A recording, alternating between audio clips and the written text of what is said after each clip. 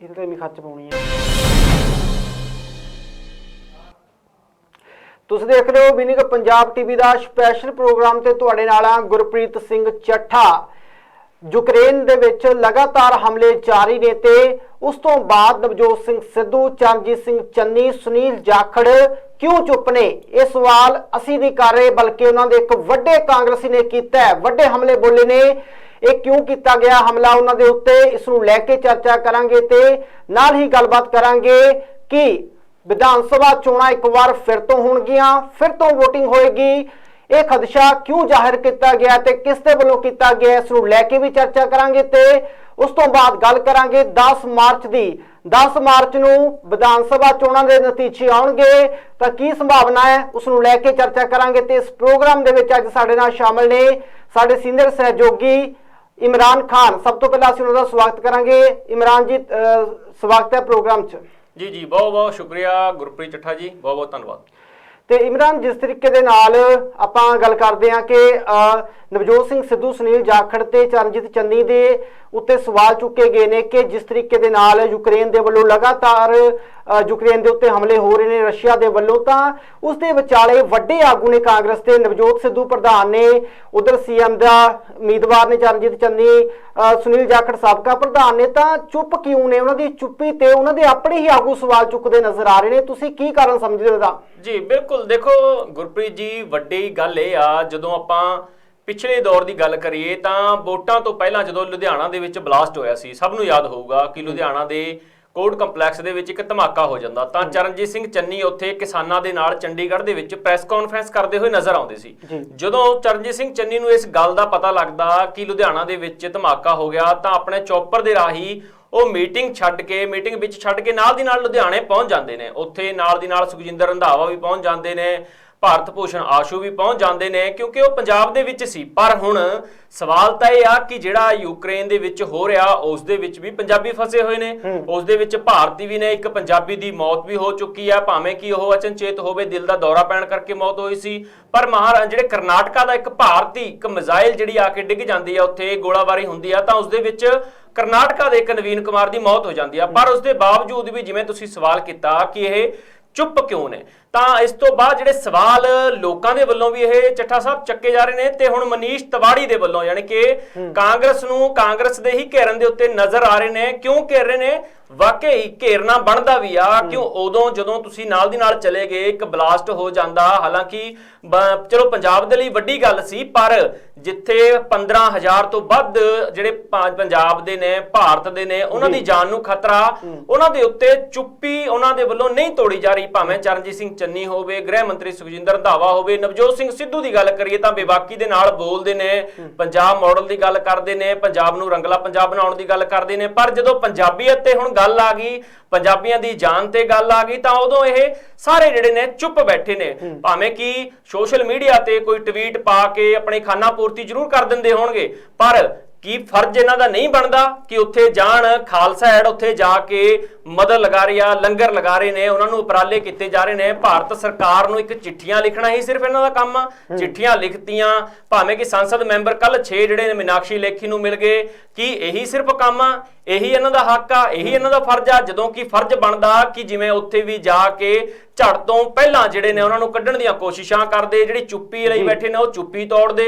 ਇਸ ਕਰਕੇ ਚੱਠਾ ਸਾਹਿਬ ਸਵਾਲ ਤਾਂ ਉੱਠਣੇ ਲਾਜ਼ਮੀ ਨੇ। ਜਿਵੇਂ ਮਨੀਸ਼ ਤਿਵਾੜੀ ਨੇ ਵੀ ਸਵਾਲ ਚੱਕੇ ਨੇ ਕਾਂਗਰਸ ਦੇ ਉੱਤੇ ਕਿ ਸਿਰਫ ਵੋਟਾਂ ਤੋਂ ਪਹਿਲਾਂ ਜੇਕਰ ਇਹੀ ਮਾਮਲਾ ਹੁੰਦਾ ਤਾਂ ਸ਼ਾਇਦ ਇਸ ਮਾਮਲੇ ਨੂੰ ਜ਼ਿਆਦਾ ਤਵੱਜੋ ਦਿੱਤੀ ਜਾਂਦੀ, ਤਾਂ ਸਵਾਲ ਤਾਂ ਆਉਣੇ ਲਾਜ਼ਮੀ ਨੇ। ਜਿਸ ਤਰੀਕੇ ਦੇ ਨਾਲ ਆਪਾਂ ਗੱਲ ਕਰੀਏ BBMP ਨੂੰ ਲੈ ਕੇ, ਤਾਂ ਚਰਨਜੀਤ ਸਿੰਘ ਚੰਨੀ ਦੇ ਵੱਲੋਂ ਕੇਂਦਰ ਤੇ ਕੋਈ ਵੀ ਸਵਾਲ ਨਹੀਂ ਚੁੱਕਿਆ ਜਾ ਰਿਹਾ, ਨਾ ਹੀ ਬੋਲਦੇ ਨਜ਼ਰ ਆ ਰਹੇ ਨੇ, ਕਿਉਂਕਿ ਹੋ ਸਕਦਾ ਹੈ ਜਿਸ ਤਰੀਕੇ ਦੇ ਨਾਲ ਉਹਨਾਂ ਦਾ ਭਾਣਜਾ ਆਪਣਾ ਜੇਲ੍ਹ ਦੇ ਵਿੱਚ ਹੈ ਤਾਂ ਈਡੀ ਦੀ ਕਾਰਵਾਈ ਹੋਈ ਹੈ ਤੇ ਕਿਤੇ ਨਾ ਕਿਤੇ ਉਹਨਾਂ ਦੇ ਉੱਤੇ ਨਾ ਗਾਜ ਡੇਗੀ ਜਾਵੇ, ਤਾਂ ਇਸ ਦੇ ਲਈ ਉਹ ਡਰਦੇ ਪਏ ਨੇ।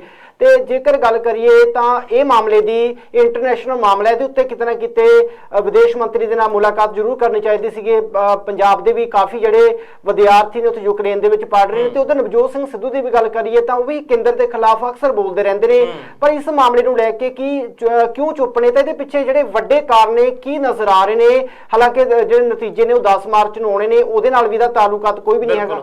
ਦੇਖੋ ਚੱਠਾ ਜੀ, ਗੱਲ ਇਹ ਆ, ਗੱਲ ਨੂੰ ਗੌਰ ਦੇ ਨਾਲ ਸਮਝਣ ਦੀ ਗੱਲ ਇਹ ਆ ਕਿ ਜਿਵੇਂ ਹੁਣ ਨਤੀਜੇ ਆਉਣੇ ਨੇ, ਨਤੀਜਿਆਂ ਤੋਂ ਬਾਅਦ ਇਸ ਵਾਰ ਜਿਹੜੀ ਆ ਸਰਕਾਰ ਆ ਕਿਸ ਦੀ ਬਣੇਗੀ ਸਭ ਨੂੰ ਸਸ਼ੋਪੰਜ ਆ। ਇਸ ਦੇ ਵਿੱਚ ਜਿਹੜੀਆਂ ਪਾਰਟੀਆਂ ਦੇ ਉਮੀਦਵਾਰ ਨੇ ਉਹ ਵੀ ਇਹ ਖੁੱਲ ਕੇ ਜ਼ਾਹਰ ਨਹੀਂ ਕਰ ਰਹੇ। ਹਾਲਾਂਕਿ ਉੱਪਰਲੇ ਮਨੋਂ ਤਾਂ ਹਰ ਕੋਈ ਕਹਿੰਦਾ ਕਿ ਅਸੀਂ ਜਿੱਤਾਂਗੇ, ਸਾਡੀ ਸਰਕਾਰ ਬਣੂਗੀ। ਸੁਖਬੀਰ ਸਿੰਘ ਬਾਦਲ ਤਾਂ ਕਹਿੰਦੇ ਅਸੀਂ 80 ਸੀਟਾਂ ਲਵਾਂਗੇ, ਤੇ ਜਿਵੇਂ 2017 ਦੇ ਵਿੱਚ ਆਮ ਆਦਮੀ ਪਾਰਟੀ ਕਹਿੰਦੀ ਸੀ ਕਿ ਅਸੀਂ 100 ਸੀਟਾਂ ਲਵਾਂਗੇ। ਪਰ ਸਵਾਲ ਇਹ ਆ ਸੀਟਾਂ ਲੈਣੀਆਂ ਤੇ ਕਹਿਣੀ ਤੇ ਕਥਨੀ ਦੇ ਵਿੱਚ ਬਹੁਤ ਵੱਡਾ ਫਰਕ ਹੁੰਦਾ। ਇਹ ਪਤਾ ਲੱਗ ਜੂਗਾ 10 ਮਾਰਚ ਨੂੰ ਕਿ ਕਿਹੜਾ ਕਿੰਨੀ ਸੀਟਾਂ। ਜਿਹੜਾ ਤੁਹਾਡਾ ਸਵਾਲ ਆ, ਤੁਹਾਡਾ ਪ੍ਰਸ਼ਨ ਆ ਕਿ ਜਿਹੜੇ ਕਾਰਵਾਈ ਜਿਹੜੀ ਆ ਕੇਂਦਰ ਦੇ ਖਿਲਾਫ ਕਿਉਂ ਨਹੀਂ ਬੋਲ ਰਹੀ, ਕੇਂਦਰ ਸਰਕਾਰ ਤੋਂ ਅੱਜ ਸਾਰੀਆਂ ਪਾਰਟੀਆਂ ਚੱਠਾ ਸਾਹਿਬ ਡਰੀਆਂ ਪਈਆਂ ਨੇ। ਬਿਲਕੁਲ। ਤੇ ਅਮਿਤ ਸ਼ਾਹ ਦੇ ਹੱਥ ਦੇ ਵਿੱਚ ਪੰਜਾਬ ਇਲੈਕਸ਼ਨ ਦੀ ਬਾਗਡੋਰ ਸੰਭਾਲੀ ਹੋਈ ਆ। ਕਾਂਗਰਸ ਨੇ ਤਾਂ ਆਪਣੇ ਮੰਤਰੀ ਨੇ ਜਿਹੜੇ, ਆਪਣੇ ਉਮੀਦਵਾਰ ਨੇ ਜਿਹੜੇ, ਉਹ ਲੁਕਾਉਣ ਦੀਆਂ ਕੋਸ਼ਿਸ਼ਾਂ ਕਰਤੀਆਂ। ਦੱਸਿਆ ਜਾ ਰਿਹਾ ਕਿ 40 ਉਮੀਦਵਾਰ ਜਿਹੜੇ ਜਿੱਤ ਰਹੇ ਨੇ ਉਹਨਾਂ ਨੂੰ ਰਾਜਸਥਾਨ, ਕਿਸੇ ਨੂੰ ਦਾਰਜਲਿੰਗ, ਉਹਨਾਂ ਨੂੰ ਲੁਕੋ ਦਿੱਤਾ ਗਿਆ ਕਾਂਗਰਸ ਨੇ। ਇਹ ਲੁਕਾਉਣ ਦੇ ਪਿੱਛੇ ਕਾਰਨ ਕੀ ਆ, ਡਰ ਕੀ ਆ? ਕਿਉਂਕਿ ਬੀਜੇਪੀ ਨੂੰ ਭਲੀ ਭਾਂਤ ਜਾਣਦੀ ਆ। ਕਾਂਗਰਸ ਹੋਵੇ ਚਾਹੇ ਚੱਠਾ ਸਾਹਿਬ ਆਮ ਆਦਮੀ ਪਾਰਟੀ ਹੋਵੇ, ਸਾਰੀਆਂ ਪਾਰਟੀਆਂ ਬੀਜੇਪੀ, ਖਾਸ ਕਰਕੇ ਅਮਿਤ ਸ਼ਾਹ ਵਰਗੇ ਜਦੋਂ ਇਨਸਾਨ ਦੇ ਹੱਥ ਦੇ ਵਿੱਚ ਬਾਗਡੋਰ ਹੋਵੇ ਤਾਂ ਡਰਨਾ ਸੁਭਾਵਿਕ ਆ। ਤਾਂ ਡਰ ਜਿਹੜਾ ਸਤਾ ਰਿਹਾ ਇਹਨਾਂ ਨੂੰ ਕਿ ਇਹ ਜਿਹੜੇ ਸਾਡੇ ਬੰਦੇ ਨੇ, ਸਾਡੇ ਉਮੀਦਵਾਰ ਨੇ, ਉਹ ਖਰੀਦ ਲੈਣਗੇ। ਤਾਂ ਦੂਜੇ ਪਾਸੇ ਜਿਹੜਾ ਤੁਸੀਂ ਸਵਾਲ ਕੀਤਾ ਕਿ ਕੇਂਦਰ ਸਰਕਾਰ ਦਾ ਡਰ ਆ, ਜਦੋਂ ਕੇਂਦਰ ਸਰਕਾਰ ਤੋਂ ਇੰਨਾ ਇਹਨਾਂ ਨੂੰ ਡਰ ਆ, ਇੱਕ ਇਕੱਲੇ ਅਮਿਤ ਸ਼ਾਹ ਤੋਂ ਇੰਨਾ ਡਰ ਆ ਕਿ ਸਾਡੇ ਉਮੀਦਵਾਰਾਂ ਨੂੰ ਖਰੀਦ ਸਕਦੇ ਨੇ, ਸਾਡੇ ਉਮੀਦਵਾਰਾਂ ਨੂੰ ਲੁਕਾਉਣ ਤੱਕ ਦੀ ਨੌਬਤ ਆ ਗਈ, ਤਾਂ ਇਹਨਾਂ ਦੇ ਖਿਲਾਫ, ਕੇਂਦਰ ਸਰਕਾਰ ਦੇ ਖਿਲਾਫ ਆਵਾਜ਼ ਚੁੱਕ ਕੇ ਤਾਂ ਕਿੰਨਾ ਇਹ ਆਪਣੇ ਆਪ ਨੂੰ ਸੁਰੱਖਿਅਤ ਮਹਿਸੂਸ ਕਰ ਲਣਗੇ। ਇਸ ਕਰਕੇ ਡਰਦੇ ਨੇ। ਕਿਉਂਕਿ ਜਦੋਂ ਤੁਹਾਨੂੰ ਯਾਦ ਹੋਵੇਗਾ ਚੱਠਾ ਸਾਹਿਬ, ਮਨਜਿੰਦਰ ਸਿੰਘ ਸਿਰਸਾ ਜਦੋਂ ਦਿੱਲੀ ਸਿੱਖ ਗੁਰਦੁਆਰਾ ਦੇ ਪ੍ਰਧਾਨ ਸੀ ਜਿਹੜੇ, ਉਹ ਬੀਜੇਪੀ 'ਚ ਸ਼ਾਮਲ ਹੁੰਦੇ ਨੇ। ਤਾਂ ਬੀਜੇਪੀ ਸ਼ਾਮਲ ਹੋਣ ਤੋਂ ਬਾਅਦ ਸੁਖਬੀਰ ਸਿੰਘ ਬਾਦਲ ਦੇ ਵੱਲੋਂ ਇੱਕ ਬਿਆਨ ਦਿੱਤਾ ਗਿਆ ਸੀ ਤੇ ਨਾਲ ਉਹਨਾਂ ਦੇ ਵੱਲੋਂ ਇਹ ਦਿਖਾਇਆ ਗਿਆ ਸੀ ਕਿ ਦੇਖੋ ਮੈਨੂੰ ਇੱਕ WhatsApp ਮੈਸੇਜ ਆਇਆ ਕਿ ਜਿਸ ਦੇ ਵਿੱਚ ਸਿਰਸਾ ਨੇ ਕਿਹਾ ਕਿ ਕੇਂਦਰ ਸਰਕਾਰ ਮੈਨੂੰ ਕਹਿੰਦੀ ਸੀ ਵੀ ਤੁਹਾਡੇ ਖਿਲਾਫ ਵੱਡੀ ਕੋਈ ਕਾਰਵਾਈ ਕਰਕੇ ਜਾਂ ਈਡੀ ਦਾ ਸਕੰਜਾ ਕੱਸ ਕੇ ਤੁਹਾਨੂੰ ਅਸੀਂ ਸਲਾਖਾਂ ਦੇ ਪਿੱਛੇ ਵੀ ਪਹੁੰਚਾ ਸਕਦੇ ਹਾਂ। ਯਾਨੀ ਕਿ ਸਾਰੀਆਂ ਕੋਸ਼ਿਸ਼ਾਂ, ਸਾਰੇ ਸਿਆਸੀ ਦਾ ਵੱਡੇ ਤੋਂ ਵੱਡੇ ਭਾਜਪਾ ਨੂੰ ਭਲੀ ਭਾਂਤ ਆਉਂਦੇ ਨੇ। ਭਾਜਪਾ ਨੂੰ ਪਤਾ ਕਿ ਕਿਹੜੇ ਉਮੀਦਵਾਰ ਨੂੰ, ਕਿਹੜੇ ਸਿਆਸੀ ਪਾਰਟੀ ਨੂੰ ਕਿਸ ਤਰ੍ਹਾਂ ਕੜਕੀ ਦੇ ਵਿੱਚ ਫਸਾਉਣਾ। ਭਾਜਪਾ ਕੜਕੀ ਦੇ ਵਿੱਚ ਫਸਾਉਣਾ ਚੰਗੀ ਤਰ੍ਹਾਂ ਜਾਣਦੀ ਹੈ। ਇਸ ਕਰਕੇ ਕੋਈ ਵੀ ਆਵਾਜ਼ ਚੁੱਕਣ ਦੀ ਹਿੰਮਤ ਨਹੀਂ ਕਰ ਰਿਹਾ ਚੱਠਾ ਸਾਹਿਬ। ਇਮਰਾਨ, ਜਿਸ ਤਰੀਕੇ ਦੇ ਨਾਲ ਬਲਬੀਰ ਸਿੰਘ ਰਾਜੇਵਾਲ ਦੇ ਵੱਲੋਂ ਬਿਆਨ ਦਿੱਤਾ ਗਿਆ ਕਿ ਜਿਹੜੀਆਂ ਵਿਧਾਨ ਸਭਾ ਚੋਣਾਂ ਨੇ ਉਸ ਦੇ ਲਈ ਵੋਟਿੰਗ ਇੱਕ ਵਾਰ ਫਿਰ ਤੋਂ ਹੋਏਗੀ, ਮਤਲਬ ਦੁਬਾਰਾ ਹੋਏਗੀ, ਤਾਂ ਕੀ ਕਾਰਨ ਲੱਗਦੇ ਨੇ ਕਿ ਜਿਸ ਤਰੀਕੇ ਦੇ ਨਾਲ ਜਿਹੜੀ ਭਾਜਪਾ ਦੇ ਖਿਲਾਫ ਬਲਬੀਰ ਸਿੰਘ ਰਾਜੇਵਾਲ ਉਹਨਾਂ ਦੀ ਅਗਵਾਈ ਦੇ ਵਿੱਚ ਕਹਿ ਸਕਦੇ ਆਪਾਂ ਕਿ 1 ਸਾਲ ਸੰਘਰਸ਼ ਚੱਲਿਆ ਦਿੱਲੀ ਦੇ ਬਾਰਡਰਾਂ ਦੇ ਉੱਤੇ, ਤਾਂ ਉਸ ਬੀਜੇਪੀ ਤੋਂ ਵੀ ਪਿੱਛੇ ਜਾਂਦੀ ਵਿਖਾਈ ਦੇ ਰਹੀ ਹੈ ਜਿਹੜੀ ਸੰਯੁਕਤ ਸਮਾਜ ਮੋਰਚਾ ਹੈ, SSM। ਤਾਂ ਕੀ ਲੱਗਦਾ ਹੈ ਇਸ ਸੰਦਰਭ ਦੇ ਵਿੱਚ ਉਹਨਾਂ ਦੇ ਵੱਲੋਂ ਬਿਆਨ ਦਿੱਤਾ ਗਿਆ ਜਾਂ ਕੋਈ ਹੋਰ ਕਾਰਨ ਨੇ? ਬਿਲਕੁਲ। ਦੇਖੋ, ਸਭ ਤੋਂ ਪਹਿਲਾਂ ਤਾਂ ਚੱਠਾ ਸਾਹਿਬ ਇੱਥੇ ਆਪਾਂ ਗੱਲ ਕਰੀਏ ਕਿ ਬਲਬੀਰ ਸਿੰਘ ਰਾਜੇਵਾਲ ਜੇ ਆਪਾਂ ਕਹੀਏ ਤਾਂ ਕਿਸਾਨ ਲੀਡਰ, ਪਰ ਹੁਣ ਉਹ ਕਿਸਾਨ ਲੀਡਰ ਨਹੀਂ, ਹੁਣ ਤਾਂ ਉਹ ਵੀ ਸਿਆਸਤਦਾਨ ਨੇ। ਹੁਣ ਤਾਂ ਉਹਨਾਂ ਨੂੰ ਅਜਿਹੀਆਂ ਗੱਲਾਂ ਕਰਨੀਆਂ ਚੰਗੀਆਂ ਨਹੀਂ ਲੱਗਦੀਆਂ। ਉਹ ਕੱਲ ਜਦੋਂ ਪ੍ਰੈਸ ਕਾਨਫਰੰਸ ਕਰ ਰਹੇ ਸੀ ਤਾਂ ਪ੍ਰੈਸ ਕਾਨਫਰੰਸ ਕਰਕੇ ਕਹਿੰਦੇ ਇਹ ਸਿਆਸਤਦਾਨ ਹੁੰਦੇ ਨੇ, ਇਹ ਸਿਆਸੀ ਪਾਰਟੀਆਂ ਹੁੰਦੀਆਂ ਨੇ। ਜੇ ਕੋਈ ਪੁੱਛੇ ਵੀ ਭਾਈ ਰਾਜੇਵਾਲ ਸਾਹਿਬ ਤੁਸੀਂ ਕੀ ਹੋ, ਹੁਣ ਤੁਸੀਂ ਵੀ ਤਾਂ ਸਿਆਸਤਦਾਨ ਹੋ, ਤੁਸੀਂ ਵੀ ਤਾਂ ਇੱਕ ਉਮੀਦਵਾਰ ਦੇ ਵਜੋਂ ਚੋਣ ਲੜੇ ਆ, ਤੁਹਾਡੀ ਵੀ ਤਾਂ ਸੰਯੁਕਤ ਸਮਾਜ ਮੋਰਚਾ ਪਾਰਟੀ ਆ।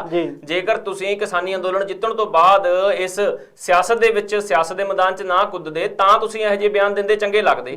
ਤਾਂ ਅੱਜ ਖੁਦ ਤੁਸੀਂ ਆਪਣੀ ਪਾਰਟੀ ਬਣਾ ਲਈ, ਖੁਦ ਤੁਸੀਂ ਚੋਣਾਂ ਲੜ ਰਹੇ ਹੋ, ਉਹ ਤੋਂ ਬਾਅਦ ਤੁਸੀਂ ਇਹੋ ਜਿਹੇ ਬਿਆਨ ਦੇ ਰਹੇ ਹੋ ਕਿ ਜਿਹੜੀ ਕਿਸੇ ਵੀ ਪਾਰਟੀ ਦੇ ਨਾਲ ਗੱਠਜੋੜ ਨਹੀਂ ਹੋਊਗਾ।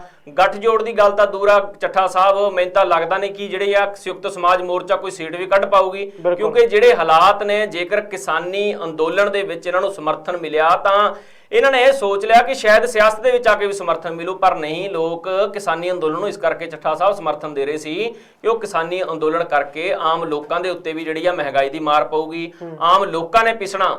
ਜਿਹੜੇ ਆ ਕਾਰਪੋਰੇਟ ਘਰਾਣੇ ਜਿਹੜੇ ਨੇ ਆਪਣੇ ਹੱਥਾਂ ਦੇ ਵਿੱਚ ਇਹਨਾਂ ਦੀਆਂ ਜ਼ਮੀਨਾਂ ਨੂੰ ਲੈਣ ਦੀਆਂ ਕੋਸ਼ਿਸ਼ਾਂ ਕਰ ਰਹੇ ਸੀ, ਤਾਂ ਉਸ ਦੇ ਵਿੱਚ ਆਮ ਲੋਕ ਪਿਸਦੇ ਹੋਏ ਸੀ ਨਜ਼ਰ ਆ ਰਹੇ ਸੀ। ਪਰ ਹੁਣ ਜਿਵੇਂ ਦੀਪ ਸਿੱਧੂ ਇੱਕ ਬਿਆਨ ਚੱਠਾ ਸਾਹਿਬ ਇੱਥੇ ਯਾਦ ਆਉਂਦਾ ਮੈਨੂੰ, ਦੀਪ ਸਿੱਧੂ ਨੇ ਕਿਹਾ ਸੀ ਚਲੋ ਚੰਗਾ ਹੋਇਆ ਕਿ ਜਿਹੜੀਆਂ ਇੱਕੋ ਵਾਰ 22 ਬਿੱਲੀਆਂ ਥੈਲੇ ਚੋਂ ਬਾਹਰ ਆ ਗਈਆਂ। ਇਹ 22 ਬਿੱਲੀਆਂ ਜਿਹੜੇ 22 ਉਮੀਦਵਾਰ ਜਿਹੜੇ ਨੇ ਆਪਣੇ ਸਿਆਸਤ ਦੇ ਵਿੱਚ ਕੁੱਦ ਗਏ ਸੀ, ਉਹਨਾਂ ਨੂੰ ਕਿਹਾ ਸੀ ਤਾਂ ਸਭ ਨੂੰ ਪਤਾ ਲੱਗ ਗਿਆ ਸੀ। ਤੇ ਹੁਣ ਬਲਬੀਰ ਸਿੰਘ ਰਾਜੇਵਾਲ ਕਹਿੰਦੇ ਨੇ ਕਿ ਜੇਕਰ ਗੱਠਜੋੜ ਦੀ ਗੱਲ ਹੋਈ, ਅਸੀਂ ਕਿਸੇ ਨਾਲ ਗੱਠਜੋੜ ਨਹੀਂ ਕਰਨਾ। ਗੱਠਜੋੜ ਕਰਨ ਦੀ ਕੀ ਲੋੜ ਆ? ਗੱਠਜੋੜ ਤਾਂ ਹੋਊਗਾ ਨਾ ਜੇ ਕੋਈ ਸੀਟ ਆਊਗੀ। ਤਾਂ ਮੈਨੂੰ ਤਾਂ ਲੱਗਦਾ ਨਹੀਂ ਕਿ ਕੋਈ ਸੀਟ ਆਊਗੀ। ਜੇਕਰ ਕੋਈ ਸੀਟ ਆ ਵੀ ਜਾਂਦੀ ਆ ਤਾਂ ਸੰਯੁਕਤ ਸਮਾਜ ਮੋਰਚਾ ਤਾਂ ਪਹਿਲਾਂ ਹੀ ਬਹੁਤ ਜ਼ਿਆਦਾ ਬਦਨਾਮ ਹੋ ਗਿਆ। ਸੰਯੁਕਤ ਸਮਾਜ ਮੋਰਚੇ ਦੀਆਂ ਸੀਟਾਂ ਸੰਯੁਕਤ ਸਮਾਜ ਮੋਰਚੇ ਦਾ ਸਹਾਰਾ ਕਿਸੇ ਪਾਰਟੀ ਨੇ ਨਹੀਂ ਲੈਣਾ, ਜਿੱਥੇ ਤੱਕ ਮੈਨੂੰ ਲੱਗਦਾ। ਬਾਕੀ ਚਲੋ ਬਾਕੀ ਸਿਆਸਤ ਹੁੰਦੀ ਆ, ਸਿਆਸਤ ਦੇ ਵਿੱਚ ਕੁਝ ਵੀ ਹੋ ਸਕਦਾ, ਜੰਗ ਤੇ ਸਿਆਸਤ ਦੇ ਵਿੱਚ ਸਭ ਕੁਝ ਜਾਇਜ਼ ਹੁੰਦਾ। ਕੀ ਪਤਾ ਕੋਈ 21-22 ਸੀਟ ਆ ਜੇ ਤਾਂ ਉਹਨੂੰ ਵੀ ਆਪਣੇ ਵੱਲ ਖਰੀਦ ਕੇ ਕਰ ਲੈਣ। ਬਿਲਕੁਲ ਜਿਹੜੀ ਭਾਜਪਾ ਕਿਸੇ ਵੀ ਹੱਦ ਤੱਕ ਜਾ ਸਕਦੀ ਆ। ਜੀ ਚੱਠਾ ਸਾਹਿਬ ਜੀ ਬਿਲਕੁਲ, ਜਿਸ ਤਰੀਕੇ ਦੇ ਨਾਲ ਹੁਣ ਇਹ ਬਿਆਨ ਦਿੱਤਾ ਗਿਆ ਤਾਂ ਉਸ ਤੋਂ ਬਾਅਦ ਦੇਖਣ ਵਾਲੀ ਗੱਲ ਹੋਵੇਗੀ ਕਿ ਚੋਣ ਨਤੀਜਿਆਂ ਤੋਂ ਬਾਅਦ ਕੀ ਸੰਭਾਵਨਾਵਾਂ ਨਜ਼ਰ ਆਉਂਦੀਆਂ ਨੇ, ਕਿ ਵਾਕਈ ਗੱਠਜੋੜ ਹੁੰਦਾ ਹੈ ਜਾਂ ਫਿਰ ਜੇ ਗੱਠਜੋੜ ਨਹੀਂ ਹੁੰਦਾ ਤਾਂ ਕੀ ਦੁਬਾਰਾ ਵੋਟਾਂ ਪੈਣਗੀਆਂ। ਇਹ ਸਵਾਲ ਨੇ 10 ਮਾਰਚ ਤੋਂ ਬਾਅਦ ਹੀ ਕੀਤੇ ਜਾ ਸਕਦੇ ਨੇ। ਤੇ ਗੱਲ ਕਰਾਂਗੇ ਜਿਸ ਤਰੀਕੇ ਦੇ ਨਾਲ ਇਸ ਵਾਰ ਮਾਹੌਲ ਸੀਗਾ ਚੋਣਾਂ ਦੇ ਵਿੱਚ 22 ਦੇ ਵਿੱਚ, ਤਾਂ ਪਹਿਲਾਂ ਲੋਕਾਂ ਕੋਲ ਆਪਸ਼ਨਾਂ ਨਹੀਂ ਸੀ ਹੁੰਦੀਆਂ। 12 ਦੀ ਗੱਲ ਕਰੀਏ 17 ਦੀ, ਤਾਂ ਹੁਣ ਆਪਸ਼ਨਾਂ ਵੀ ਮਿਲੀਆਂ ਤਾਂ ਬਹੁਤ ਆਪਸ਼ਨਾਂ, ਤਾਂ 5 ਕੋਨਾ ਮੁਕਾਬਲਾ ਆਪਾਂ ਕਹਿ ਸਕਦੇ ਹਾਂ ਜਿਸ ਤਰੀਕੇ ਦੇ ਨਾਲ ਹੋਇਆ। ਤਾਂ ਫਿਰ ਇਹੀ ਕਾਰਨ ਲੱਗਦੇ ਨੇ ਕਿ ਜਿਸ ਤਰੀਕੇ ਨਾਲ ਸੰਭਾਵਨਾਵਾਂ ਜਤਾਈਆਂ ਜਾ ਰਹੀਆਂ ਨੇ ਕਿ ਜਿਹੜੀ ਮੈਜੋਰਟੀ ਹੈ ਕਿਸੇ ਵੀ ਪਾਰਟੀ ਨੂੰ ਆਉਂਦੀ ਹੋਈ ਨਜ਼ਰ ਨਹੀਂ ਆ ਰਹੀ ਫਿਲਹਾਲ, ਤਾਂ ਮਤਲਬ ਗੱਠਜੋੜ ਹੋ ਸਕਦਾ ਹੈ। ਜਿਸ ਤਰੀਕੇ ਦੇ ਨਾਲ ਭਾਜਪਾ ਤਾਂ ਜੱਗ ਜ਼ਾਹਿਰ ਕਰ ਚੁੱਕੀ ਹੈ ਕਿ ਉਹ ਅਕਾਲੀ ਦਲ ਦੇ ਨਾਲ ਗੱਠਜੋੜ ਕਰ ਸਕਦੀ ਹੈ, ਤੇ ਉਧਰ ਜਿਹੜੀ ਆਮ ਆਦਮੀ ਪਾਰਟੀ ਉਹਦੀਆਂ ਕਿਆਸ ਰਹੀਆਂ ਜ਼ਰੂਰ ਨੇ ਕਿ ਕਾਂਗਰਸ ਦੇ ਨਾਲ ਗੱਠਜੋੜ ਹੋਏਗਾ। ਤਾਂ ਸਥਿਤੀਆਂ ਕੀ ਨਜ਼ਰ ਆ ਰਹੀਆਂ ਨੇ ਕਿ ਵਾਕਈ ਜਿਹਾ ਹੋ ਸਕਦਾ ਹੈ ਜਾਂ ਫਿਰ ਜਿਹੜਾ ਕਿਸੇ ਵੀ ਪਾਰਟੀ ਦਾ ਗੱਠਜੋੜ ਹੋਣ ਦੀ ਸੰਭਾਵਨਾ ਨਹੀਂ ਹੈ। ਚੱਠਾ ਸਾਹਿਬ ਇੱਥੇ ਸੋਚਣ ਵਾਲੀ ਗੱਲ ਇਹ ਆ ਕਿ ਜਿਵੇਂ ਆਮ ਆਦਮੀ ਪਾਰਟੀ ਦੀ ਤੁਸੀਂ ਜ਼ਿਕਰ ਕੀਤਾ, ਆਮ ਆਦਮੀ ਪਾਰਟੀ ਜਿਹੜੀ ਹਵਾ 2017 ਦੇ ਵਿੱਚ ਵੀ ਇਹਦੀ ਦੇਖਣ ਨੂੰ ਮਿਲ ਰਹੀ ਸੀ ਹਵਾ, ਪਰ ਹੁਣ ਕਹਿੰਦੇ ਨੇ ਕਿ ਹਨੇਰੀ ਆ।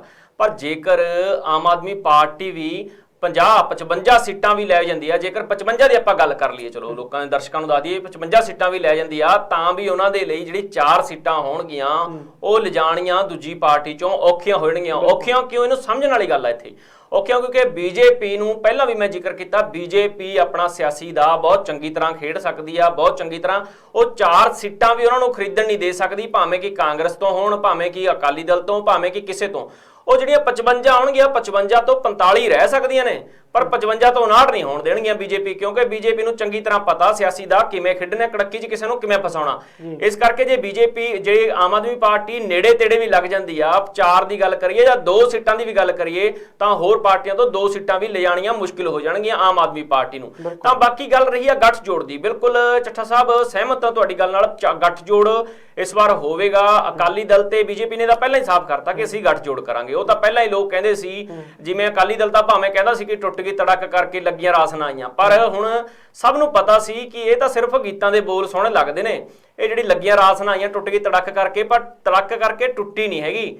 ਇਹ ਅੰਦਰ ਖਾਤੇ ਤਾਂ ਇੱਕ ਨੇ, ਉੱਪਰੋਂ ਲੋਕਾਂ ਚਾਰੀ ਟੁੱਟੀ ਆ, ਪਰ ਅੰਦਰੋਂ ਇੱਕ ਨੇ ਇਹ, ਜਿਵੇਂ ਲੋਕ ਵੀ ਭਲੀ ਭਾਂਤ ਜਾਣਦੇ ਸੀ ਇਸ ਗੱਲ ਨੂੰ। ਇਸ ਕਰਕੇ ਆਮ ਆਦਮੀ ਪਾਰਟੀ ਤੇ ਕਾਂਗਰਸ ਜਿਹੜੀ ਆ ਉਹ ਭਾਵੇਂ ਗੱਠਜੋੜ ਕਰ ਲੈਣ, ਅਕਾਲੀ ਦਲ ਤੇ ਬੀਜੇਪੀ ਗੱਠਜੋੜ ਕਰ ਸਕਦੇ, ਪਰ ਆਮ ਆਦਮੀ ਪਾਰਟੀ ਜਿਹੜੀ ਆ ਬੀਜੇਪੀ ਨਾਲ ਗੱਠਜੋੜ ਕਰਦੀ ਹੋਈ ਨਜ਼ਰ ਨਹੀਂ ਆ ਸਕਦੀ। ਇਮਰਾਨ, ਜਿਸ ਤਰੀਕੇ ਦੇ ਨਾਲ ਆਪਾਂ 2017 ਦੀ ਗੱਲ ਕਰੀਏ ਤਾਂ ਅਕਾਲੀ ਦਲ ਨੂੰ ਕਿੰਨੀਆਂ ਸੀਟਾਂ ਆਈਆਂ ਇਹ ਵੀ ਆਪਾਂ ਜਾਣਦੇ ਆ, ਤੇ ਉਧਰ ਭਾਜਪਾ ਨੂੰ ਆਈਆਂ ਮਤਲਬ ਕੁੱਲ ਮਿਲਾ ਕੇ 18 ਸੀਟਾਂ, ਇੱਕ ਨੂੰ 3 ਤੇ ਇੱਕ ਨੂੰ 15। ਤਾਂ ਸਥਿਤੀ ਤਾਂ ਇਹ ਬਣੀ ਹੋਈ ਆ, ਤੇ ਉਧਰ ਭਾਜਪਾ ਗੱਠਜੋੜ ਦੀਆਂ ਗੱਲਾਂ ਕਰ ਰਹੀ ਹੈ। ਤਾਂ ਕੀ ਲੱਗਦਾ ਹੈ ਕਿ ਜਿਹੜੀ ਇਸ ਵਾਰ ਸਥਿਤੀ ਹੈ, ਕਿਉਂਕਿ ਪਹਿਲਾਂ ਤਾਂ ਪਾਰਟੀਆਂ ਵੀ 3 ਸੀਗੀਆਂ, ਹੁਣ ਪਾਰਟੀਆਂ ਵੀ 5 ਹੋ ਚੁੱਕੀਆਂ ਨੇ ਇਸ ਵਾਰ, ਤਾਂ ਕੀ ਲੱਗਦਾ ਹੈ ਕਿ ਭਾਜਪਾ ਨੂੰ ਤੇ ਉਧਰ ਅਕਾਲੀ ਦਲ ਨੂੰ ਇੰਨੀਆਂ ਕੁ ਸੀਟਾਂ ਆ ਜਾਣਗੀਆਂ ਕਿ ਆਪਸ ਵਿੱਚ ਗੱਠਜੋੜ ਹੋ ਜਾਵੇ? ਬਿਲਕੁਲ, ਦੇਖੋ ਚੱਠਾ ਸਾਹਿਬ ਇਹ ਹੁੰਦਾ ਜਿਵੇਂ ਪਿਛਲੀ ਵਾਰ 13-14 ਸੀਟਾਂ ਆ ਗਈਆਂ ਸੀ ਅਕਾਲੀ ਦਲ ਨੂੰ, ਤਾਂ ਹੁਣ ਜਿਹੜੀਆਂ ਸੀਟਾਂ ਬੇਸ਼ੱਕ ਚਲੋ ਮੰਨ ਲਓ ਆਪਾਂ ਕਹਿ ਦਿੰਨੇ ਕਿ 20 ਸੀਟਾਂ ਆ ਗਈਆਂ, ਤੇ ਉਧਰ ਗੱਲ ਕਰੀਏ ਜੇ ਬੀਜੇਪੀ ਨੂੰ ਕਿ ਬੀਜੇਪੀ 10 ਤੋਂ 12 ਸੀਟਾਂ ਲੈਣ ਦੇ ਵਿੱਚ ਕਾਮਯਾਬ ਹੋ ਜਾਂਦੀ ਆ, ਜੇਕਰ ਮੋਟੀ ਆਪਾਂ ਆંકੜਿਆਂ ਦੀ ਗੱਲ ਕਰੀਏ ਇੱਥੇ, ਤਾਂ ਜਿਹੜੀ ਆ ਕਾਂਗਰਸ ਦੇ ਜਿਹੜੇ 40 ਗੱਲ ਕਰੀ ਆਪਾਂ ਸ਼ੁਰੂਆਤ ਦੇ ਵਿੱਚ ਵੀ ਤੁਹਾਨੂੰ ਦੱਸਿਆ ਸੀ ਕਿ ਕਾਂਗਰਸ ਦੇ 40 ਉਮੀਦਵਾਰ ਜਿੱਤਣ ਦੀ ਗੱਲ ਕਰ ਰਹੇ ਕਿ 40 ਸੀਟਾਂ ਕਾਂਗਰਸ ਲਊ, ਤਾਂ ਕਾਂਗਰਸ ਨੇ ਆਪਣੇ 40 ਉਮੀਦਵਾਰਾਂ ਨੂੰ ਕਹਿਤਾ ਵੀ ਭਾਈ ਤੁਸੀਂ ਰਾਜਸਥਾਨ ਚਲੇ ਲੁਕੋਤਾ। ਤਾਂ ਸੋਚੋ ਤੁਸੀਂ 40 ਦੇ ਵਿੱਚੋਂ ਜੇ ਉਹ 25 ਜਾਂ 30 ਜਾਂ 20 ਆਪਣੇ ਵੱਲ ਕਰ ਲਏ ਤਾਂ ਹੋ ਗਈ ਬਹੁਮਤ ਜੀ। ਅਕਾਲੀ ਦਲ ਪਲੱਸ ਬੀਜੇਪੀ ਤੇ ਨਾਲ ਤਾਂ ਹੁਣ ਅਕਾਲੀ ਦਲ ਬਸਪਾ ਵੀ ਹੈ ਨਾ, ਬਸਪਾ ਵੀ ਕੋਈ ਸੀਟਾਂ ਲੈ ਕੇ ਜਾਣਗੀਆਂ। ਅਕਾਲੀ ਦਲ ਹੋ ਗਈ, ਬਸਪਾ ਹੋ ਗਈ, ਢਿੰਡਸਾ ਹੋ ਗਈ, ਕੈਪਟਨ ਦੀ ਪਾਰਟੀ ਹੋ ਗਈ, ਤੇ ਉਧਰ ਹੁਣ ਜਿਹੜੇ ਬਚ ਗਏ ਉਹ ਕਾਂਗਰਸ ਤੋਂ ਲੈ ਲੈਣਗੇ। ਤਾਂ ਇਸ ਕੁੱਲ ਮਿਲਾ ਕੇ ਜਿਹੜੇ ਆ 59 ਦਾ ਅੰਕੜਾ ਇਸ ਤਰ੍ਹਾਂ ਪੂਰਾ ਕਰ ਸਕਦਾ। ਬੀਜੇਪੀ ਦੇ ਲਈ ਕੋਈ ਔਖੀ ਗੱਲ ਨਹੀਂ। ਬੀਜੇਪੀ ਦੇ ਲਈ ਜਿਵੇਂ ਪਹਿਲਾਂ ਹੀ ਐਡੇ ਵੱਡੇ ਚਿਹਰੇ, ਰਾਣਾ ਸੋਢੀ ਕਿੱਡਾ ਵੱਡਾ ਚਿਹਰਾ ਸੀ, ਰਾਣਾ ਸੋਢੀ ਜਿਹੜੇ ਨੇ ਛੱਡ ਕੇ ਆਪਣਾ ਕਾਂਗਰਸ ਛੱਡ ਕੇ ਉਧਰ ਚਲੇ ਗਏ। ਸਭ ਨੂੰ ਪਤਾ ਕਿ ਵੋਟਾਂ ਤੋਂ ਪਹਿਲਾਂ ਕੀ ਕੁਝ ਹੋਇਆ, ਤੇ ਹਰਜੋਤ ਕਮਲ ਮੋਗਾ ਤੋਂ ਮੌਜੂਦਾ ਵਿਧਾਇਕ ਸੀ, ਉਹ ਛੱਡ ਕੇ ਪਾਰਟੀ ਨਾਲ ਦੀ ਨਾਲ ਉਧਰ ਚਲੇ ਗਏ। ਵੱਡੇ ਵੱਡੇ ਚਿਹਰੇ ਨੇ ਜਿਹੜੇ ਦਿੱਲੀ ਸਿੱਖ ਗੁਰਦੁਆਰਾ ਪ੍ਰਬੰਧਕ ਕਮੇਟੀ ਦੇ ਪ੍ਰਧਾਨ ਮਨਜਿੰਦਰ ਸਿੰਘ ਸਿਰਸਾ, ਜਿਹੜਾ ਹਮੇਸ਼ਾ ਹੀ ਆਪਣੇ ਸਿਧਾਂਤਾਂ ਦੀ ਗੱਲ ਕਰਦੇ ਸੀ, ਧਾਰਮਿਕ ਗੱਲਾਂ ਕਰਦੇ ਸੀ, ਬੀਜੇਪੀ ਨੂੰ ਕਿੰਨਾ ਜ਼ਿਆਦਾ ਉਹ ਬੋਲਦੇ ਹੋਏ ਨਜ਼ਰ ਆਏ ਸੀ। ਪੁਰਾਣੇ ਬਿਆਨ ਚੱਕ ਕੇ ਦੇਖ ਲਓ ਤਾਂ ਉਹ ਵੀ ਬੀਜੇਪੀ ਦੇ ਵਿੱਚ ਚਲੇਗੀ। ਬੀਜੇਪੀ ਨੂੰ ਚੰਗੀ ਤਰ੍ਹਾਂ ਪਤਾ ਕਿਸੇ ਨੂੰ ਖਰੀਦਣਾ ਕਿਵੇਂ ਆ, ਕਿਸੇ ਨੂੰ ਫਸਾਉਣਾ ਕਿਵੇਂ ਆ, ਆਪਣੇ ਵੱਲ ਕਰਨਾ ਕਿਵੇਂ। ਬੀਜੇਪੀ ਚੰਗੀ ਤਰ੍ਹਾਂ ਜਿਸ ਤਰੀਕੇ ਨਾਲ ਤੁਸੀਂ ਗੱਲ ਕਰ ਰਹੇ ਹੋ ਕਿ ਜਿਹੜੇ ਕਾਫੀ ਦਿੱਗਜ ਆਗੂ ਸੀਗੇ ਕਾਂਗਰਸ ਦੇ, ਉਹ ਟਿਕਟਾਂ ਨਾ ਮਿਲਣ ਕਾਰਨ ਕਿਤੇ ਨਾ ਕਿਤੇ ਭਾਜਪਾ 'ਚ ਗਏ ਨੇ, ਤਾਂ ਕੀ ਲੱਗਦਾ ਹੈ ਕਿ ਜਿਹੜੇ ਕਾਰਨ ਦੱਸੇ ਗਏ ਸੀਗੇ ਕਾਂਗਰਸ ਵੱਲੋਂ ਕਿ ਟਿਕਟਾਂ ਨਾ ਦੇਣ ਦੇ ਕਈ ਕਾਰਨ ਸੀਗੇ ਕਿ ਉਹਨਾਂ ਦੀ ਕਾਰਗੁਜ਼ਾਰੀ ਨੂੰ ਲੈ ਕੇ ਵੀ ਉਹਨਾਂ ਦੇ ਸਵਾਲ ਚੁੱਕੇ ਸੀਗੇ, ਤਾਂ ਜਿਹੜੇ ਹੁਣ ਆਗੂ ਉਧਰ ਭਾਜਪਾ ਜੇ ਗਏ ਨੇ ਤਾਂ ਉਸ ਦੇ ਨਾਲ ਭਾਜਪਾ ਨੂੰ ਕਿੰਨਾ ਕੁ ਬਲ ਮਿਲੇਗਾ? ਦੇਖੋ ਚੱਠਾ ਸਾਹਿਬ, ਇਹ ਹੁੰਦਾ ਪਹਿਲੀ ਗੱਲ ਤਾਂ ਇਹ ਆ, ਬੀਜੇਪੀ ਨੂੰ ਪਹਿਲਾਂ ਤਾਂ ਆਪਣੇ 117 ਉਮੀਦਵਾਰ ਨਹੀਂ ਸੀ ਮਿਲ ਰਹੇ। ਸਭ ਨੂੰ ਪਤਾ ਕਿ ਕਿੰਨਾ ਉਹਨਾਂ ਦੇ ਲਈ ਮੁਸ਼ਕਿਲ ਹੋ ਰਿਹਾ ਸੀ। ਇਸੇ ਕਰਕੇ ਉਹਨਾਂ ਨੇ ਜਿਹੜੀਆਂ ਉਮੀਦਵਾਰਾਂ ਦੀ ਲਿਸਟ ਨਹੀਂ ਸੀ ਜਾਰੀ ਕੀਤੀ ਪਹਿਲਾਂ। ਬਾਅਦ ਦੇ ਵਿੱਚ ਕੋਈ ਕਾਂਗਰਸ ਤੋਂ ਚਲੇ ਗਿਆ, ਕੋਈ ਹੋਰ ਪਾਰਟੀ ਤੋਂ ਚਲੇ ਗਿਆ, ਕੋਈ ਆਮ ਆਦਮੀ ਪਾਰਟੀ ਤੋਂ ਚਲੇ ਗਿਆ, ਆਮ ਆਦਮੀ ਪਾਰਟੀ ਤੋਂ ਜਿਹੜੇ ਗਏ ਨੇ ਬੀਜੇਪੀ ਦੇ ਵਿੱਚ ਕੋਈ, ਸਾਰੇ ਮਿਲਾ ਕੇ ਫਿਰ ਉਹਨਾਂ ਨੇ ਉਹੀ ਉਮੀਦਵਾਰ ਆਪਣੇ ਉੱਥੋਂ ਉਤਾਰਤੇ। ਇਸ ਤਰ੍ਹਾਂ ਉਹਨਾਂ ਨੇ 117 ਪੂਰੇ ਕਰਤੇ। ਹੁਣ ਫਾਇਦੇ ਨੁਕਸਾਨ ਦੀ ਗੱਲ ਆ, ਜਿਹੜਾ ਹੁਣ 5 ਸਾਲ ਉੱਥੇ ਕਾਂਗਰਸ ਦੇ ਲਈ ਸੇਵਾ ਕਰਦਾ ਹੋਇਆ, ਕਾਂਗਰਸ ਦੇ ਲਈ ਕੰਮਕਾਰ ਕਰਦਾ ਹੋਇਆ ਐਮਐਲਏ, ਜੇ ਆਪਾਂ ਹਰਜੋਤ ਕਮਲ ਦੀ ਗੱਲ ਕਰੀਏ ਤਾਂ ਕਾਂਗਰਸ ਦੇ ਲਈ ਤਾਂ ਇਸ ਵਾਰ ਲੋਕਾਂ ਨੇ ਪਾਰਟੀਆਂ ਨੂੰ ਵੋਟਾਂ ਨਹੀਂ ਪਾਈਆਂ ਚੱਠਾ ਸਾਹਿਬ। ਕਿਉਂ ਇਸ ਵਾਰ ਪਾਈਆਂ ਨੇ? ਚਿਹਰਿਆਂ ਨੂੰ ਵੋਟਾਂ, ਕਿਉਂਕਿ ਕੰਮ ਜਿਹੜੇ ਨੇ, ਮੁੱਦਿਆਂ ਨੂੰ ਲੋਕ ਵੋਟਾਂ ਪਾਉਂਦੇ ਨੇ। ਕਿਉਂਕਿ ਪਹਿਲਾਂ ਹੁੰਦਾ ਸੀ ਵੀ ਹਾਂ ਅਕਾਲੀ ਪਾਰਟੀ ਆ ਭਾਈ, ਚਲੋ 5 ਸਾਲ ਕਾਂਗਰਸ ਆ, 5 ਸਾਲ ਅਕਾਲੀ ਆ, ਹੁਣ ਦੇਖ ਲਓ ਕਿਹਨੂੰ ਲਿਆਉਣਾਗਾ। ਪਰ ਇਸ ਵਾਰ ਲੋਕ ਕਹਿੰਦੇ ਸੀ ਬਦਲਾਅ ਚਾਹੀਦਾ ਸਾਨੂੰ। ਉਹ ਬਦਲਾਅ ਦੇ ਰੂਪ ਦੇ ਵਿੱਚ ਕਿਹੜੀ ਪਾਰਟੀ ਨੂੰ ਦੇਖਦੇ ਸੀ? ਉਹ ਆਮ ਆਦਮੀ ਪਾਰਟੀ ਸੀ। ਤਾਂ ਆਮ ਆਦਮੀ ਪਾਰਟੀ ਵੀ ਲੋਕ ਜਿਹੜੇ ਨੇ ਖੁਸ਼ ਹੋ ਕੇ ਆਮ ਆਦਮੀ ਪਾਰਟੀ ਨੂੰ ਬਦਲਾਅ ਦੇ ਰੂਪ ਦੇ ਵਿੱਚ ਨਹੀਂ ਸੀ ਦੇਖ ਰਹੇ ਚੱਠਾ ਸਾਹਿਬ। ਆਮ ਆਦਮੀ ਪਾਰਟੀ ਨੂੰ ਕੋਈ ਮਜਬੂਰੀ ਦੇ ਰੂਪ ਦੇ ਵਿੱਚ ਦੇਖ ਰਹੇ ਸੀ, ਕਿਉਂਕਿ ਲੋਕ ਰਵਾਇਤੀ ਪਾਰਟੀਆਂ ਤੋਂ ਅੱਕ ਚੁੱਕੇ ਸੀ। ਕਦੇ ਅਕਾਲੀ, ਕਦੇ ਆਮ ਆਦਮੀ ਪਾਰਟੀ। ਕਿਸੇ ਦੇ ਟਾਈਮ ਦੇ ਵਿੱਚ ਬੇਅਦਬੀਆਂ ਹੋ ਜਾਂਦੀਆਂ ਨੇ, ਕਿਸੇ ਦੇ ਟਾਈਮ ਦੇ ਵਿੱਚ ਉਮੀਦ ਹੁੰਦੀ ਆ ਕਿ ਨਸ਼ਾ ਖਤਮ ਹੋ ਜਾਊਗਾ, ਬੇਰੁਜ਼ਗਾਰੀ, ਪਰ ਉਹ ਵੀ ਨਹੀਂ ਹੁੰਦਾ। ਇਸ ਕਰਕੇ ਬਦਲਾਅ ਲੋਕ ਚਾਹੁੰਦੇ ਸੀ। ਤੇ ਨਫੇ ਨੁਕਸਾਨ ਦੀ ਜਿਹੜੀ ਤੁਸੀਂ ਗੱਲ ਕਰੀ ਆ, ਪ੍ਰਸ਼ਨ ਤੁਹਾਡਾ ਸੀਗਾ ਕਿ ਜਿਹੜੇ ਬੀਜੇਪੀ ਦੇ ਵਿੱਚ ਸ਼ਾਮਲ ਹੋਏ ਨੇ ਦੂਜੀਆਂ ਪਾਰਟੀਆਂ, ਉਹਨਾਂ ਨਾਲ ਨੁਕਸਾਨ ਹੋਊਗਾ, ਨਫਾ ਹੋਊਗਾ। ਤਾਂ ਬਿਲਕੁਲ ਹਰ ਪਾਰਟੀ ਕਹਿੰਦੀ ਆ ਕਿ ਸਾਨੂੰ ਅਜਿਹਾ ਉਮੀਦਵਾਰ ਚਾਹੀਦਾ ਜਿਹੜੇ ਨਾਲ ਸਾਡਾ ਫਾਇਦਾ ਹੋਵੇ। ਕੁਝ ਫਾਇਦਾ ਦੇਖ ਕੇ ਹੀ ਪਾਰਟੀਆਂ ਆਪਣੇ ਵੱਲ ਬੁਲਾਉਂਦੀਆਂ ਨੇ। ਇੱਕ ਆਪਾਂ ਕਿਸੇ ਦੁਕਾਨਦਾਰ ਦੀ ਗੱਲ ਲੈ ਲਈਏ, ਦੁਕਾਨ ਦੇ ਵਿੱਚ ਕੋਈ ਸਮਾਨ ਰੱਖਦਾ ਕੋਈ ਵੀ ਵਿਅਕਤੀ, ਕੋਈ ਤਾਂ ਉਹ ਦੇਖਦਾ ਪਹਿਲਾਂ ਕਿ ਹਾਂ ਇਸ ਦੇ ਨਾਲ ਮੈਨੂੰ ਫਾਇਦਾ ਹੋਊਗਾ ਕਿ ਨਹੀਂ, ਗਾਹਕ ਨੂੰ ਹੋਵੇ ਫਾਇਦਾ, ਨੁਕਸਾਨ ਹੋਵੇ, ਉਹ ਕੁਝ ਨਹੀਂ। ਪਹਿਲਾਂ ਉਹ ਦੇਖਦਾ ਕਿ ਮੈਨੂੰ ਇਸ ਦੇ ਵਿੱਚੋਂ ਕੋਈ 4 ਪੈਸੇ ਬਚਣਗੇ ਕਿ ਨਹੀਂ। ਇਸੇ ਕਰਕੇ ਬੀਜੇਪੀ ਦੇ ਵਿੱਚ ਜਿਹੜੇ ਆਗੂ, ਜਿਹੜੇ ਉਮੀਦਵਾਰ ਸ਼ਾਮਲ ਹੋਏ ਨੇ, ਤਾਂ ਬੀਜੇਪੀ ਨੇ ਪਹਿਲਾਂ ਇਹ ਚੀਜ਼ ਦੇਖੀ ਆ ਕਿ ਸਾਨੂੰ ਇਸ ਤੋਂ ਕਿੰਨਾ ਫਾਇਦਾ ਹੋਊਗਾ, ਉਸ ਤੋਂ ਬਾਅਦ ਆਪਣੇ ਪਾਰਟੀ ਦੇ ਵਿੱਚ ਸ਼ਾਮਲ ਕਰੇ ਨੇ। ਕਿਉਂਕਿ ਕੋਈ ਵੀ ਉਮੀਦਵਾਰ ਆ, ਕੋਈ ਵੀ ਵਿਅਕਤੀ ਆ, ਪਹਿਲਾਂ ਆਪਣਾ ਫਾਇਦਾ ਦੇਖੂਗਾ, ਨੁਕਸਾਨ ਦੀ ਗੱਲ ਨਹੀਂ ਸੋਚਦਾ ਹੁੰਦਾ ਚੱਠਾ ਸਾਹਿਬ। ਬਿਲਕੁਲ। ਤੇ ਨਵਜੋਤ ਸਿੰਘ ਸਿੱਧੂ ਦੀ ਵੀ ਗੱਲ ਕਰ ਲਾਂਗੇ। ਜਿਸ ਤਰੀਕੇ ਦੇ ਨਾਲ ਅੰਮ੍ਰਿਤਸਰ ਈਸਟ ਤੋਂ ਗੱਲ ਕਰੀਏ ਤਾਂ ਵਿਕਰਮ ਮਜੀਠੀਆ ਲਾ ਕੇ 8 ਮਾਰਚ ਤੱਕ ਤਾਂ ਹੁਣ ਜੇਲ੍ਹ ਦੇ ਵਿੱਚ ਹੀ ਰਹਿਣਗੇ, ਤਾਂ 10 ਮਾਰਚ ਨੂੰ ਨਤੀਜੇ ਆਉਣਗੇ। ਤੇ ਨਵਜੋਤ ਸਿੰਘ ਸਿੱਧੂ ਦੀ ਗੱਲ ਕਰੀਏ, ਜੇਕਰ ਨਵਜੋਤ ਸਿੰਘ ਸਿੱਧੂ ਉੱਥੋਂ ਨਹੀਂ ਜਿੱਤਦੇ ਤਾਂ ਉਸ ਤੋਂ ਬਾਅਦ ਉਹਨਾਂ ਦਾ ਭਵਿੱਖ ਕੀ ਨਜ਼ਰ ਆ ਰਿਹਾ? ਕਿਉਂਕਿ ਫਿਰ ਤਾਂ ਉਹਨਾਂ ਕੋਲ ਇੱਕੋ ਹੀ ਆਪਸ਼ਨ ਹੈ ਜੀ ਕਿ ਪੰਜਾਬ ਕਾਂਗਰਸ ਦੇ ਪ੍ਰਧਾਨ ਪਹਿਲਾਂ ਵੀ ਨੇ ਤੇ ਫਿਰ ਵੀ ਰਹਿਣਗੇ। ਤਾਂ ਹੋਰ ਕੀ ਲੱਗ ਰਿਹਾ ਫਿਰ ਨਵਜੋਤ ਸਿੰਘ ਸਿੱਧੂ ਪਾਰਟੀ 'ਚ ਰਹਿ ਸਕਦੇ ਨੇ ਜਾਂ ਫਿਰ ਨਹੀਂ? ਦੇਖੋ ਚੱਠਾ ਸਾਹਿਬ, ਇੱਥੇ 2 ਗੱਲਾਂ ਸਮਝਣ ਵਾਲੀਆਂ ਨੇ ਕਿ ਪਹਿਲੀ ਗੱਲ ਤਾਂ ਇਹ ਆ, ਇਹ ਨਵਜੋਤ ਸਿੰਘ ਸਿੱਧੂ ਅੰਮ੍ਰਿਤਸਰ ਪੂਰਬੀ ਤੋਂ ਜਿੱਤਦੇ ਨੇ ਜਾਂ ਨਹੀਂ। ਜੇਕਰ ਜਿੱਤ ਜਾਂਦੇ ਨੇ ਤਾਂ ਉਸ ਤੋਂ ਬਾਅਦ ਜਿਹੜੀ ਗੱਲ ਸਾਹਮਣੇ ਆਉਂਦੀ ਆ ਉਹ ਆ ਕਿ 5 ਸਾਲ ਦੇ ਲਈ ਮੁੱਖ ਮੰਤਰੀ ਚਰਨਜੀਤ ਸਿੰਘ ਚੰਨੀ ਹੋਣਗੇ। ਜੇਕਰ ਕਾਂਗਰਸ ਦੇ, ਇਹ ਗੱਲ ਤੋਂ ਪਹਿਲਾਂ ਨਵਜੋਤ ਸਿੰਘ ਸਿੱਧੂ ਦੀ ਜਿੱਤਣ ਦੀ ਗੱਲ ਤੋਂ ਪਹਿਲਾਂ ਚੱਠਾ ਸਾਹਿਬ ਆਪਾਂ ਥੋੜਾ ਜਿਹਾ ਪਿੱਛੇ ਜਾਣਾ ਪਊਗਾ ਕਿ ਕਾਂਗਰਸ ਸੱਤਾ ਦੇ ਵਿੱਚ ਆਉਂਦੀ ਆ ਕਿ ਨਹੀਂ। ਕਾਂਗਰਸ ਸੱਤਾ ਦੇ ਵਿੱਚ ਆਉਂਦੀ ਆ ਜੇ ਤਾਂ ਨਵਜੋਤ ਸਿੰਘ ਸਿੱਧੂ ਉੱਥੇ ਜਿੱਤ ਜਾਂਦੇ ਨੇ, ਤਾਂ ਨਵਜੋਤ ਸਿੰਘ ਸਿੱਧੂ ਜਿਵੇਂ ਆਪਣੇ ਪੰਜਾਬ ਮਾਡਲ ਦੀ ਗੱਲ ਕਰਦੇ ਨੇ ਕਿ ਮੈਂ ਪੰਜਾਬ ਮਾਡਲ, ਚਰਨਜੀਤ ਸਿੰਘ ਚੰਨੀ ਉਹ ਗੱਲਾਂ ਨੂੰ ਸਵੀਕਾਰ ਕਰਨਗੇ। ਕਿਉਂਕਿ ਪਹਿਲਾਂ ਹੀ ਜਿਹੜਾ ਕਾਂਗਰਸ ਦੇ ਵਿੱਚ ਕਲੇਸ਼, ਭਾਵੇਂ ਸੁਖਜਿੰਦਰ ਰੰਧਾਵਾ ਹੋਣ, ਭਾਵੇਂ ਨਵਜੋਤ ਸਿੰਘ ਸਿੱਧੂ ਹੋਵੇ, ਭਾਵੇਂ ਚਰਨਜੀਤ ਸਿੰਘ ਚੰਨੀ ਹੋਣ, ਚਰਨਜੀਤ ਸਿੰਘ ਚੰਨੀ ਤੇ ਨਵਜੋਤ ਸਿੰਘ ਸਿੱਧੂ ਦੇ ਮੁੱਖ ਮੰਤਰੀ ਦੇ ਚਿਹਰੇ ਨੂੰ ਲੈ ਕੇ ਰੌਲਾ ਪੈਂਦਾ ਹੋਇਆ ਨਜ਼ਰ ਆ ਰਿਹਾ ਸੀ। ਸੁਖਜਿੰਦਰ ਸਿੰਘ ਰੰਧਾਵਾ ਤੇ ਨਵਜੋਤ ਸਿੰਘ ਸਿੱਧੂ ਨੂੰ ਵਿਕਰਮ ਮਜੀਠੀਆ ਦੀ FIR ਤੋਂ ਬਾਅਦ ਉਹ ਕਹਿੰਦੇ, ਨਵਜੋਤ ਸਿੰਘ ਸਿੱਧੂ ਕਹਿੰਦੇ ਸੀ ਕਿ ਉਹਨਾਂ ਨੂੰ ਜੇਲ੍ਹ ਦੇ ਵਿੱਚ ਭੇਜੋ। ਸੁਖਜਿੰਦਰ ਰੰਧਾਵਾ ਕਹਿੰਦੇ ਮੈਂ ਆਪਣੇ ਵੱਲੋਂ ਕਾਰਵਾਈ ਕਰਤੀ, ਜੇ ਤੁਹਾਨੂੰ ਗ੍ਰਹਿ ਵਿਭਾਗ ਚਾਹੀਦਾ ਮੈਂ ਤੁਹਾਡੇ ਕਦਮਾਂ 'ਚ ਰੱਖ ਲੈਣਾ। ਇਸ ਕਰਕੇ ਇਹਨਾਂ ਦੇ ਆਪਸ ਦੇ ਵਿੱਚ ਜਿਹੜਾ ਕਲੇਸ਼ ਹੈ ਉਹ ਵੱਧਦਾ ਹੋਇਆ ਨਜ਼ਰ ਆ ਰਿਹਾ ਸੀ। ਪਰ ਹੁਣ ਜਿਹੜਾ ਤੁਹਾਡਾ ਪ੍ਰਸ਼ਨ ਆ, ਇਸ ਸੰਦਰਭ ਦੇ ਵਿੱਚ ਮੈਂ ਇਹ ਗੱਲ ਕਹੂੰਗਾ ਕਿ ਜੇਕਰ ਕਾਂਗਰਸ ਜਿੱਤ ਜਾਂਦੀ ਆ ਤੇ ਨਵਜੋਤ ਸਿੰਘ ਸਿੱਧੂ ਜਿੱਤ ਜਾਂਦੇ ਨੇ, ਪਾਰਟੀ ਦੇ ਵਿੱਚ ਤਾਂ ਰਹਿਣਗੇ। ਨਵਜੋਤ ਸਿੰਘ ਸਿੱਧੂ ਦਾ ਭਵਿੱਖ ਤਾਂ ਇਹੀ ਹੋਊਗਾ ਕਿ ਪਾਰਟੀ ਦੇ ਵਿੱਚ ਰਹਿਣਗੇ, ਪਰ ਪਾਰਟੀ ਦੇ ਵਿੱਚ ਉਹ ਆਪਣੇ ਕਿੰਨੀਆਂ ਕੁ ਗੱਲਾਂ ਮਨਵਾਉਂਦੇ ਨੇ, ਪੰਜਾਬ ਮਾਡਲ ਕਿਵੇਂ ਲਾਗੂ ਕਰਵਾਉਂਦੇ ਨੇ, ਇਹ ਫੇਰ ਜਿਹੜਾ ਆ ਜਿੱਤਣ ਤੋਂ ਬਾਅਦ ਜਿਹੜਾ ਆਉਣ ਵਾਲਾ ਸਮਾਂ ਜ਼ਰੂਰ ਤੈਅ ਕਰੇਗਾ। ਪਰ ਜੇਕਰ ਨਵਜੋਤ ਸਿੰਘ ਸਿੱਧੂ ਹਾਰ ਜਾਂਦੇ ਨੇ ਤੇ ਉਹਨਾਂ ਦੀ ਕਾਂਗਰਸ ਹੈ ਜਿਹੜੀ ਕਾਂਗਰਸ ਜਿੱਤ ਜਾਂਦੀ ਆ, ਫਿਰ ਨਵਜੋਤ ਸਿੰਘ ਸਿੱਧੂ ਲਈ ਬੜਾ ਮੁਸ਼ਕਿਲ ਹੋ ਜਾਵੇਗਾ ਕਿ ਪਾਰਟੀ ਦੇ ਵਿੱਚ ਰਹਿਣਾ ਜਾਂ ਫਿਰ ਸਿਆਸਤ ਛੱਡਣੀ ਆ। ਕਿਉਂਕਿ ਹੁਣ ਨਵਜੋਤ ਸਿੰਘ ਸਿੱਧੂ ਮੈਨੂੰ ਨਹੀਂ ਲੱਗਦਾ ਕਿ ਕਿਸੇ ਹੋਰ ਪਾਰਟੀ ਦੇ ਵਿੱਚ ਜਾਣਗੇ। 5 ਸਾਲ ਦਾ ਸਮਾਂ ਬਹੁਤ ਵੱਡਾ ਸਮਾਂ ਹੁੰਦਾ, ਪਰ ਹੁਣ ਫਿਰ ਨਵਜੋਤ ਸਿੰਘ ਸਿੱਧੂ ਦਾ ਜਿਹੜਾ ਸਿਆਸੀ ਭਵਿੱਖ ਆ, ਸਿਆਸਤ ਦੇ ਵਿੱਚ ਨਵਜੋਤ ਸਿੰਘ ਸਿੱਧੂ ਦਾ ਮੈਨੂੰ ਨਹੀਂ ਲੱਗਦਾ ਕਿ ਨਵਜੋਤ ਸਿੰਘ ਸਿੱਧੂ ਰਹਿਣਗੇ। ਬਿਲਕੁਲ। ਤੇ ਇਹ ਵੀ ਗੱਲ ਕਰਕੇ ਦੇਖੀਏ ਜਿਸ ਤਰੀਕੇ ਦੇ ਨਾਲ ਕਿਆਸ ਰਹੀਆਂ ਨੇ ਕਿ ਆਮ ਆਦਮੀ ਪਾਰਟੀ ਦੇ ਨਾਲ ਗੱਠਜੋੜ ਹੋ ਸਕਦਾ, ਤੇ ਜੇਕਰ ਮੰਨ ਲਓ ਜਿਹੀ ਸਿਚੁਏਸ਼ਨ ਬਣਦੀ ਹੈ, ਨਵਜੋਤ ਸਿੰਘ ਸਿੱਧੂ ਦੀ ਗੱਲ ਕਰੀਏ, ਮੰਨ ਲਓ ਉਹ ਨਹੀਂ ਜਿੱਤਦੇ ਹੈਗੇ ਅੰਮ੍ਰਿਤਸਰ ਇਸ ਤੋਂ ਆਪਾਂ ਪਹਿਲਾਂ ਵੀ ਗੱਲ ਕਰਕੇ ਕਰਕੇ ਹਟੇ ਹਾਂ, ਤਾਂ ਚਰਨਜੀਤ ਸਿੰਘ ਚੰਨੀ ਤੇ ਉਹਨਾਂ ਦਾ ਆਮ ਆਦਮੀ ਪਾਰਟੀ ਦੇ ਨਾਲ ਗੱਠਜੋੜ ਹੋ ਜਾਂਦਾ, ਤੇ ਉਸ ਤੋਂ ਬਾਅਦ ਜੇਕਰ ਸੀਐਮ ਤਾਂ ਚਲੋ ਜਿਹਦੀ ਜ਼ਿਆਦਾ ਸੀਟਾਂ ਹੋਣਗੀਆਂ ਉਹਦੀ ਪਾਰਟੀ ਦਾ ਬਣਾਇਆ ਜਾਏਗਾ। ਤੇ ਡਿਪਟੀ ਸੀਐਮ ਦੀ ਗੱਲ ਕਰੀਏ, ਜੇ ਮੰਨ ਲਓ 3 ਜਾਂ 4 ਡਿਪਟੀ ਸੀਐਮ ਬਣਾਉਣੇ ਪੈ ਜਾਂਦੇ ਨੇ ਜਾਂ 3, ਤਾਂ ਨਵਜੋਤ ਸਿੰਘ ਸਿੱਧੂ ਨੂੰ ਜੋ ਕਿ ਆਪਸ਼ਨ ਮਿਲਦੀ ਹੈ, ਤਾਂ ਫਿਰ ਉਸ ਦੇ ਵਿੱਚ ਕੀ ਸਟੈਂਡ ਰਹਿ ਸਕਦਾ ਨਵਜੋਤ ਸਿੱਧੂ ਦਾ? ਦੇਖੋ ਚੱਠਾ ਸਾਹਿਬ, ਇੱਥੇ ਆ ਕਿ ਡਿਪਟੀ ਸੀਐਮ ਦੇ ਲਈ ਮੈਂ ਨਹੀਂ ਸਮਝਦਾ ਕਿ ਨਵਜੋਤ ਸਿੰਘ ਸਿੱਧੂ ਕਦੇ ਕਹਿਣਗੇ ਕਿ ਮੈਨੂੰ ਡਿਪਟੀ ਸੀਐਮ ਬਣਾਓ, ਕਿਉਂਕਿ ਡਿਪਟੀ ਸੀਐਮ ਦੀ ਦੌੜ ਦੇ ਵਿੱਚ ਨਵਜੋਤ ਸਿੰਘ ਸਿੱਧੂ ਕਦੇ ਲੱਗੇ ਨਹੀਂ। ਨਵਜੋਤ ਸਿੰਘ ਸਿੱਧੂ ਪਹਿਲਾਂ ਹੀ ਚਾਹੁੰਦੇ ਸੀ ਕਿ ਮੈਨੂੰ ਮੁੱਖ ਮੰਤਰੀ ਬਣਾਓ। ਜੇਕਰ ਨਵਜੋਤ ਸਿੰਘ ਸਿੱਧੂ ਚਾਹੁੰਦੇ ਕਿ ਮੈਨੂੰ ਡਿਪਟੀ ਸੀਐਮ, ਤਾਂ ਪ੍ਰਧਾਨਗੀ ਦੀ ਜਗ੍ਹਾ ਡਿਪਟੀ ਸੀਐਮ ਬਣ ਜਾਂਦੇ। ਡਿਪਟੀ ਸੀਐਮ ਸੁਖਜਿੰਦਰ ਸਿੰਘ ਰੰਧਾਵਾ ਬਣਾਤਾ, ਤੇ ਉਹਨਾਂ ਨੂੰ ਫਿਰ ਮੈਨੂੰ ਨਹੀਂ ਲੱਗਦਾ ਕਿ ਡਿਪਟੀ ਸੀਐਮ ਦੇ ਲਈ ਕਦੇ ਉਸ ਤੋਂ ਬਾਅਦ ਇਹ ਕਹਿਣਗੇ ਕਿ ਮੈਨੂੰ ਡਿਪਟੀ ਸੀਐਮ ਬਣਾਓ। ਪਰ ਚਰਨਜੀਤ ਸਿੰਘ ਚੰਨੀ ਜਿਵੇਂ ਮੁੱਖ ਮੰਤਰੀ